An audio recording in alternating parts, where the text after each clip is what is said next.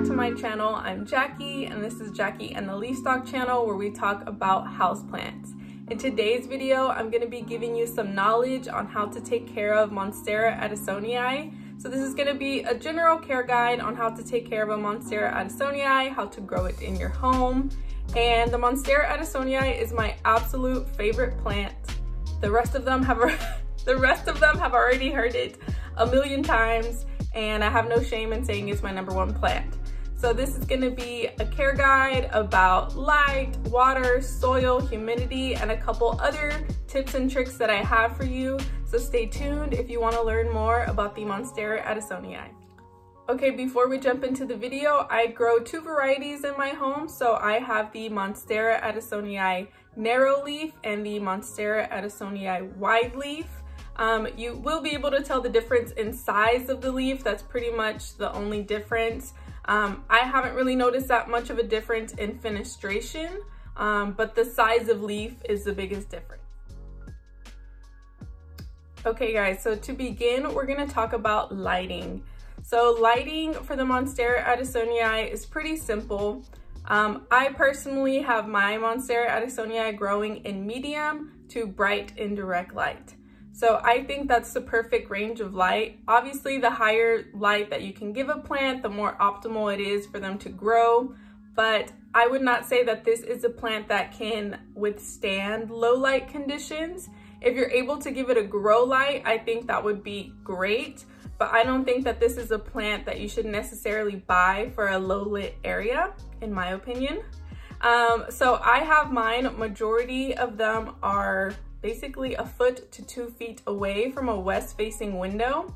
And I will say, when we talk about bright indirect light, the indirect part is very important, because I have burned the leaves of one of my Monsteras. It was my very first Monstera, and I basically had it sitting on a windowsill.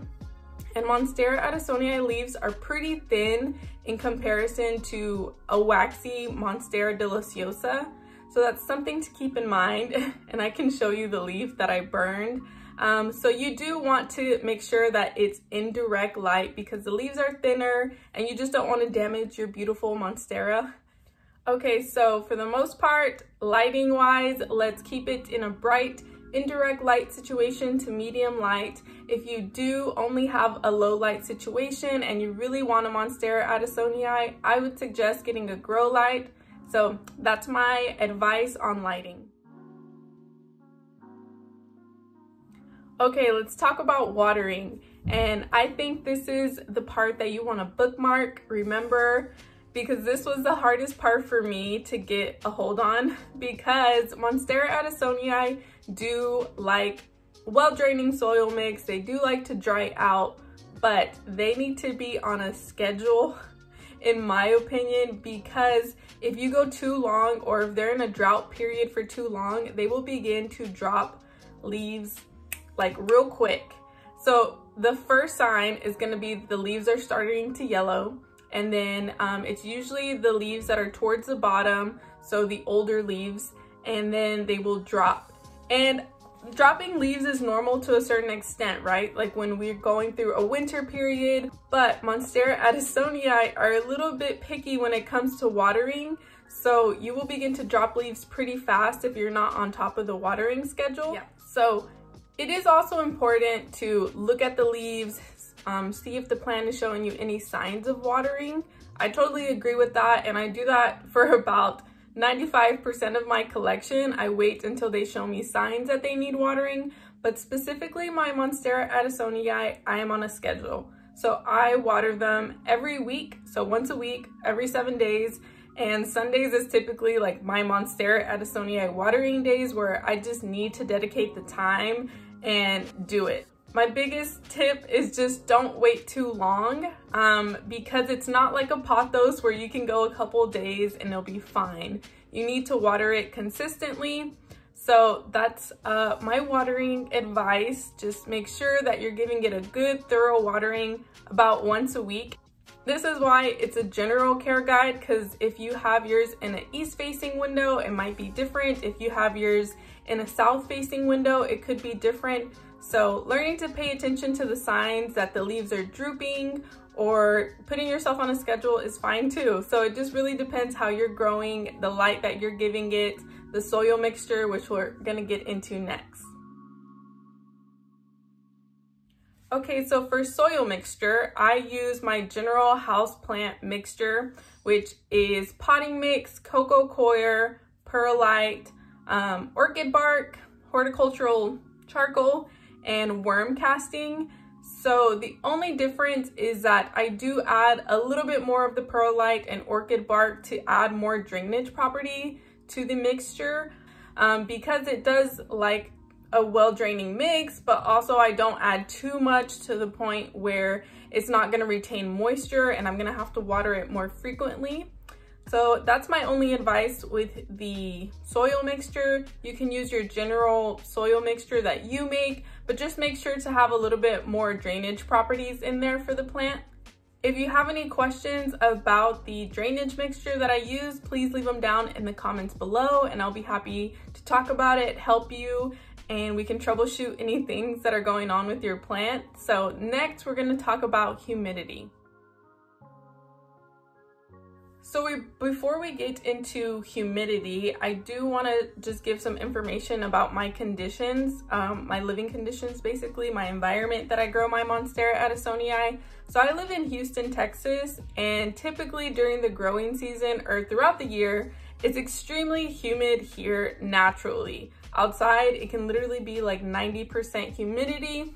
Therefore, my home tends to have humidity levels between 50 and 60% just naturally. That's how it occurs. And I know that can be different for people who live up north, who don't live in a humid environment.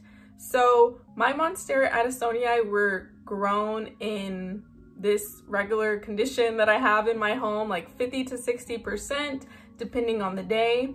And I didn't introduce a humidifier until Christmas time, so December of 2020, when I had a humidifier kindly gifted to me. So for the most part, that's how my Monstera have grown, and it's been fine. I personally don't think you need 70 to 80% humidity in your home in order to grow a Monstera Adansonii. Obviously, the goal is to mimic their natural environment as much as we can, but I also think that these plants do fine with what you can give them. So if you can give them extra humidity, great. If you can't, I don't think it should be something that deters you from picking up a Monstera Adansonii. So that's it for humidity. Okay, so the next section is just going to be more information about Monstera Adansonii.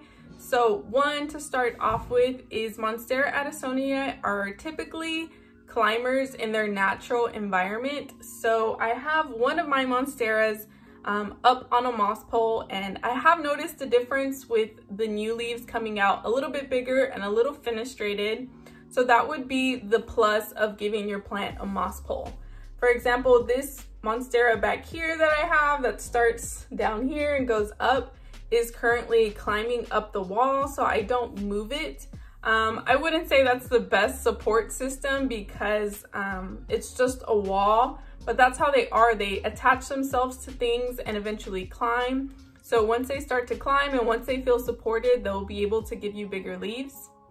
So propagating this plant is easy. I would even compare it to like a pothos and philodendron. I can show you on this plant. So this is one of my Monstera Adansonii. And maybe I can give you a close-up, but I think you can see here that there is a node. There's a node here. The aerial roots on Monstera Adansonii are pretty prominent, and that's where the node is. So let's say like I want to cut this section here.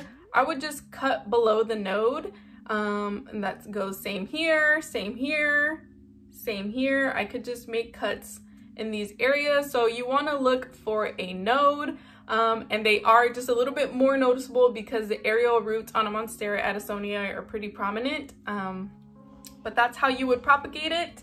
So I have propagated mine in water before, and I personally just like to do water propagations because I can see the root system growing. But you can also propagate these directly into soil. Just make sure you keep the soil moist enough so that the roots are able to grow. You can also do a prop box. So it just depends on your preference, but they're pretty simple and easy to propagate. Okay guys, so I think that's it for information wise. Monstera Adansonii are pretty chill plants. The only thing you need to get down is the watering, and that's my only suggestion. But for the most part, I think they're easy care plants. I think a beginner could possibly, grow Monstera Adansonii, definitely like an intermediate and more experienced plant person. So if you have any questions, please leave them down in the comments below. If you yourself have information that you want to share with the plant community, please leave it down below as well. We're all here to help each other, and like I said, it's just different for everybody. But I really enjoyed sharing this with you guys. I love Monstera Adansonii, and I'll say it a million times.